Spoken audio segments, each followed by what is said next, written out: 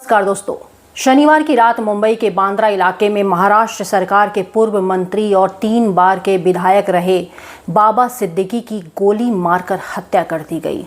घटना ने पूरे राज्य में हड़कंप मचा दिया है। पूर्व विधायक की हत्या के बाद लॉरेंस बिश्नोई गैंग का नाम सामने आ रहा है, जिसने पहले भी कई हाई प्रोफाइल हत्याओं को अंजाम दिया है। पुलिस हर एंगल से जांच में जुटी है, लेकिन क्या यह हत्या सिर्फ एक आपसी रंजिश का नतीजा है या इसके पीछे कोई बड़ा राजनीतिक और अंडरवर्ल्ड कनेक्शन है?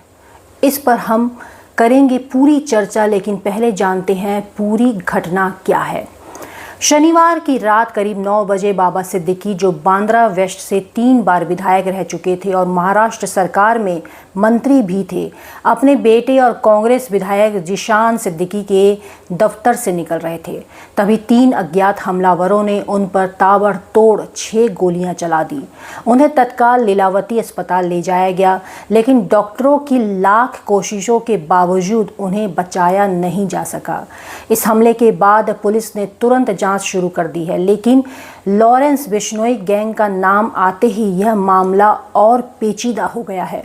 हाल ही में यह गैंग सुर्खियों में आया था जब पंजाबी गायक सिद्धू मूसेवाला की हत्या में भी इसका नाम सामने आया था।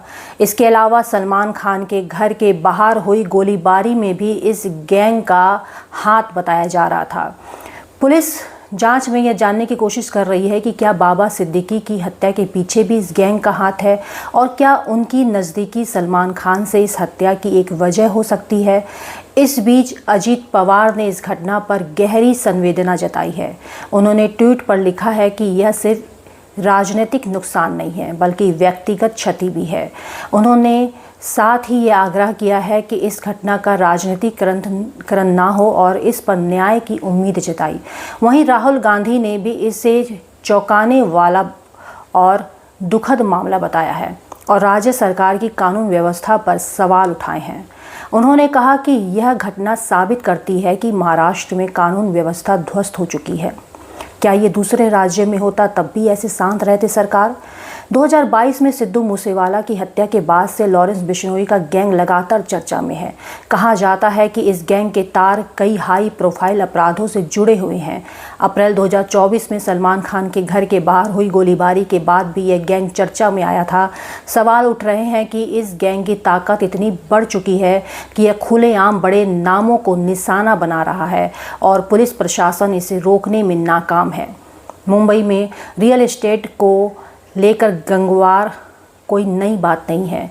SRA प्रोजेक्ट और बड़े डेवलपमेंट लॉन्स के तहत कई बार आपसी रंजिश और विवाद सामने आते रहे हैं। बाबा सिद्दीकी की हत्या के बाद भी इस एंगल से जांच हो रही है। कुछ जानकारों का मानना है कि रियल एस्टेट से जुड़े विवादों के चलते इस हत्या को अंजाम दिया गया हो सकता है। तो क्या बाबा साहब सिद्दीकी की हत्या के पीछे सिर्फ आपसी रंजिश है या सिर्फ यह मामला कहीं गहरा है?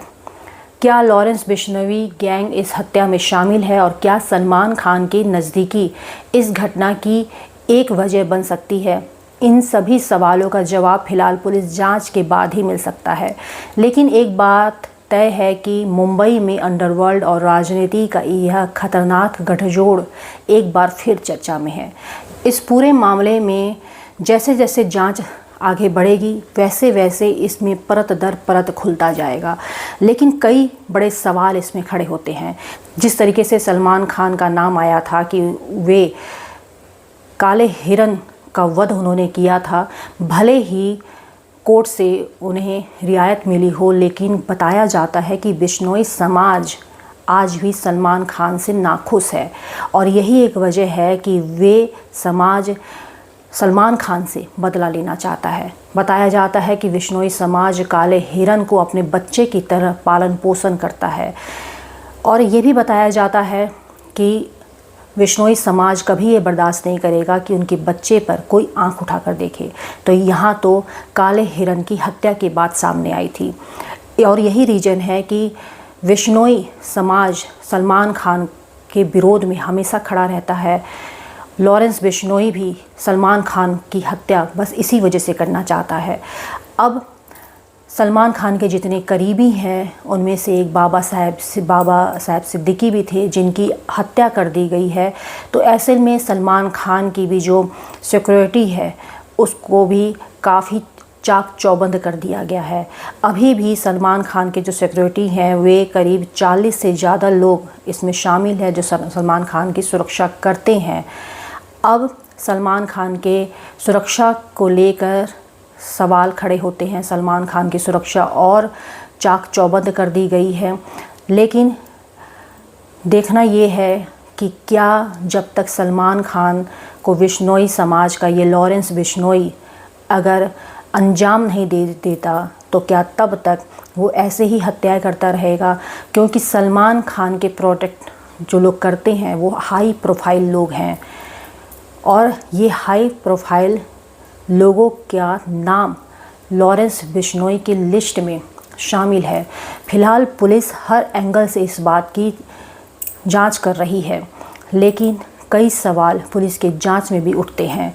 एक तरफ जहां महाराष्ट्र सरकार दावा करती है कि उनकी सरकार बेहतर काम कर रही है, वहाँ पे कोई अपराध नहीं है, तो वहीं क्या लॉरेंस बिश्नोई का नाम बार बार बड़े अपराधों में उसका नाम आता है और अब इस बार तो लॉरेंस बिश्नोई ने इसकी जिम्मेदारी भी ली है।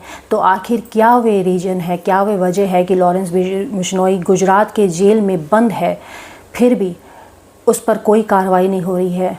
क्या अब किसी को जेल से बाहर निकालने का कोई प्रावधान नहीं है? क्या कभी कोई ऐसा बाहर नहीं आएगा कि जब पुलिस के ऊपर गोलीबारी करेगा कोई पुलिस वाला जख्मी हो जाएगा और जवाबी कार्रवाई में पुलिस एक एनकाउंटर करेगी, या इंतज़ार है कि कोई बड़ी घटना को अंजाम दिया जा सके? फिलहाल आप हमारे इस खबर को लेकर क्या कुछ सोचते हैं, अपनी राय हमें कमेंट के ज़रिए बताएं। यूट्यूब में देख रहे हैं तो चैनल को सब्सक्राइब करें, फेसबुक पेज में देख रहे हैं तो पेज को फॉलो करना ना भूलें।